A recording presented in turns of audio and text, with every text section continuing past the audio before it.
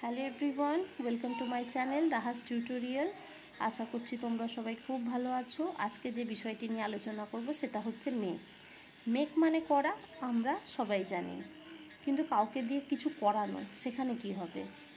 যেরকম আমি তোমার বোনের সাথে কথা বলি, এবারে ধরে নাও সেটাকে বলবো আমাকে তোমার বোনের সঙ্গে কথা বলাও, বা তুমি বলাচ্ছ make me talk to your sister, আমাকে তোমার বোনের সাথে কথা বলাও, বা তোমার বোনকে আমার সাথে কথা বলাও। সেক্ষেত্রে হবে make your sister talk to me.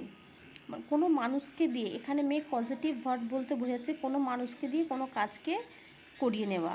যেরকম make him speak, make him speak মানে তাকে দিয়ে কথাটা বলিয়ে নেওয়া।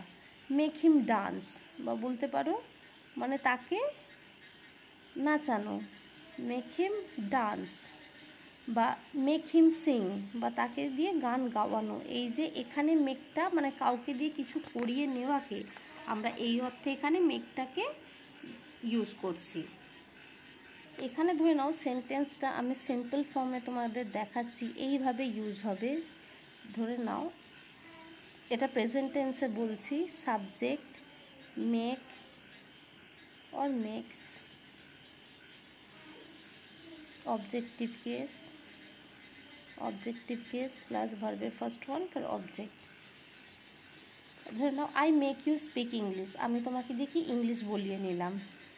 আচ্ছা, এবারে মেক কোথায় বসে, মেক্স কোথায় বসে, আই হোপ তোমাদের বলতে লাগবে না যে থার্ড পারসন সিঙ্গুলার এক্ষেত্রে মেক্স বসে, তোমরা সবাই এটা জানো। ধরে নাও এক্ষেত্রে কি হলো, আমি তোমাকে দিয়ে ইংলিশ বলিয়ে নিচ্ছি, I make you speak English, right? আমি তোমাকে দিয়ে ইংলিশ বলিয়ে নিচ্ছি। এবার এটা পাস্ট টেন্সে কি হবে, সাবজেক্ট হবে, সাবজেক্টের সঙ্গে মেক বা তোমার মেক বা মেক্সের জায়গায় হবে মেড, তারপর অবজেক্টিভের মানে ভার্ব ফর্ম, তারপর হয়ে যাবে অবজেক্ট। তাহলে কি হবে,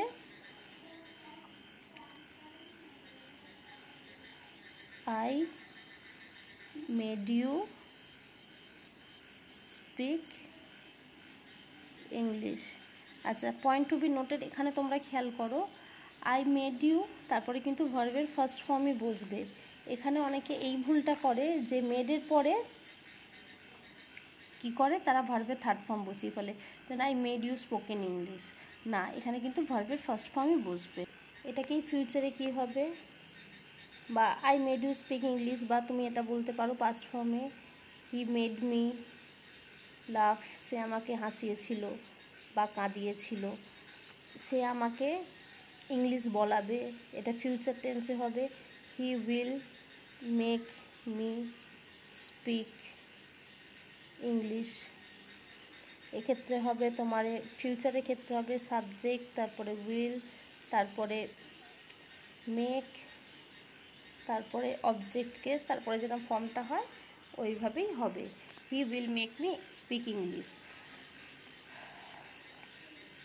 অনেকে কি করে মেকের পরে ভার্বের থার্ড ফর্মটা বসে, যেটা তোমাদের বললাম সেটা কিন্তু হবে না।